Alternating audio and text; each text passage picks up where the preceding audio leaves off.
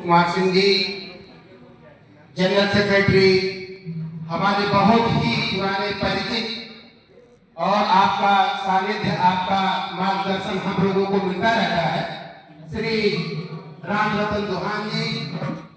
इस मंच पर उपस्थित हमारे राष्ट्रीय उपाध्यक्ष श्री विजय परादी जी, राष्ट्रीय विधि सलाहकार हमारे श्री के राजन जी, और इस बिहार राज्य के प्रदेश अध्यक्ष श्री लाल बहादुर जी, हमारे साथ आए सूबेदार कामेश्वर सिंह जी, और देश के तमाम प्रदेशों से आए प्रदेश के प्रतिनिधि,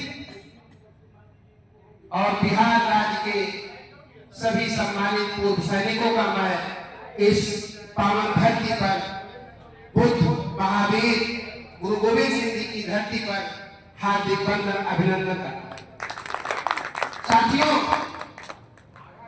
मुझे एक महीना पहले हमारे भाई अशोक सिंह जी ने, चेयरमैन ने जब इनवाइट किया कि सर आपको हमारे अधिवेशन में आना,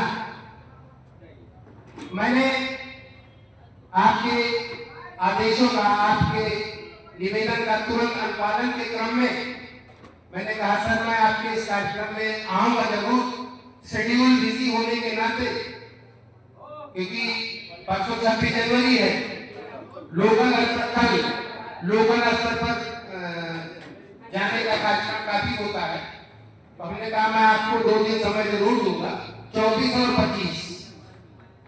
मेरे जहन में था कि 26 को छुट्टी है, तो 26 को आप सब लोग भी 26 जनवरी मनाएंगे, लेकिन कार्यक्रम में तब्दीली है आपके।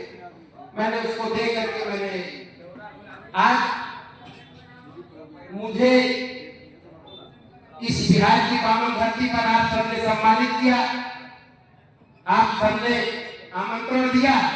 ये मेरा सौभाग्य था कि मैं इस पावन धरती की रजभूमि को लेकर अपने उत्तर प्रदेश वापसी की तैयारी की। साथियों, हमारे संगठन के, हमारे पूर्व सैनिक पदाधिकारियों के द्वारा कई गाइडलाइन, दिशा निर्देश जारी किए गए, जिसका पालन करना हमारा और आपका कर्तव्य है। अभी हमारे चौहान साहब से हमारी बात हो रही थी, कार्यक्रम शुरू होने से पहले आपने एक अलग जगाने की बात कही, उसमें मेरा पूरा समर्थन है।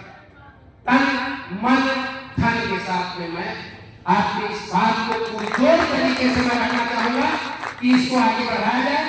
इस क्रम में मेरी तरफ से, मेरे संगठन वेटरन्स एसोसिएशन के राष्ट्रीय अध्यक्ष होने के नाते मैं आपसे वादा करता हूं इस पावन भूमि पर कि मैं आपके साथ कंधे से कंधा मिलाकर चलने के लिए तैयार हूं।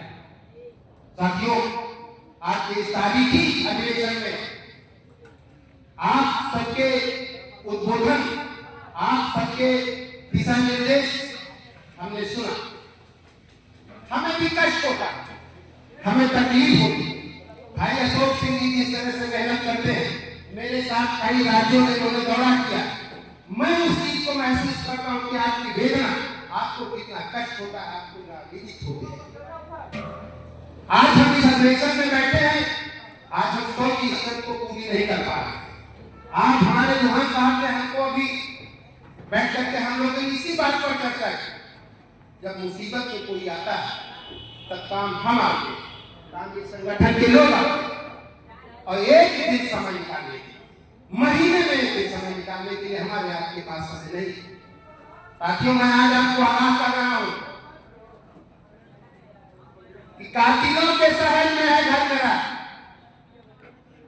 आपको इस चीज को सोचना होगा।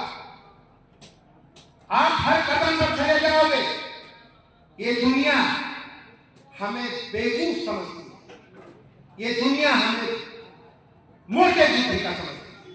आप भी गांव के परिवेश से आते हो, कभी भी आपने इस चीज को महसूस किया हो तो बताना, अपने सीने पर हाथ रख करके कि आपके साथ क्या कार्रवाई होती है।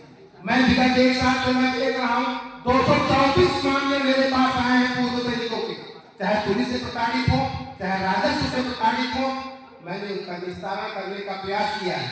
भाई अशोक सिंह जी से मेरी चर्चा होती रहती है कि किस स्टेप पर किस तरह से काम किया जाए, आपके हमारे विचार कैसे मिले, सैनिकों को कैसे इस चीज को बताया जाए कि अपने फ्रंट पर अपने साथ संगठन के साथ आइए। किसी भी संगठन में उसका कोई मराल नहीं। सवाल ये है कि जब एक सैनिक के ऊपर कोई मुसीबत हो तो आप उसके साथ खड़े रहिए। हम 24/7 काम करते हैं, किसी से एक पैसा चंदा नहीं लेते हैं, अपने खर्चे से आता हूं, अपने खर्चे से जाता हूं, उसके बाद आपकी मदद करता हूं। और जब मैं पहुंचता हूं तो वहां पर पता लगा किसी सैनिक के साथ में, तो वहां 5 लोग 10 लोग अलग प्रेस पर जैसे मैं गया, तो इकट्ठा होने के लिए हमें समय निकालना। यूनिटी सर ने कहा, यूनिटी इसी को कहा जाता है जब किसी की मुसीबत में खड़े होगे तो कल आपके मुसीबत में 20 लोग खड़े होंगे, आप तो अकेले जाओ, लेकिन जब आप मुसीबत में होंगे तो आपके साथ में 20 लोग खड़े होंगे। ये दुनिया हमें आपको जाहिर गवा, हम इसके पक्षधर नहीं। और जिस दिन आप इस चीज को सोच लो, उस दिन आप इस उत्तर प्रदेश में, इस बिहार में, इस हिंदुस्तान की कुर्सी पर आकर करोगे, ये दावा मैं करता हूं।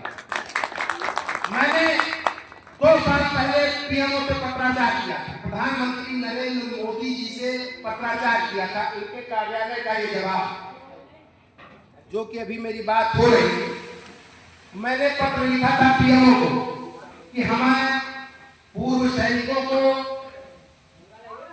Member of parliament, member of legislative, इनमें सब में हमें 5% का आरक्षण दिया जाए। उसका केंद्रीय जो संसदीय कार्य मंत्रालय है उसने फॉरवर्ड कर दिया गृह मंत्रालय को और कानून मंत्रालय।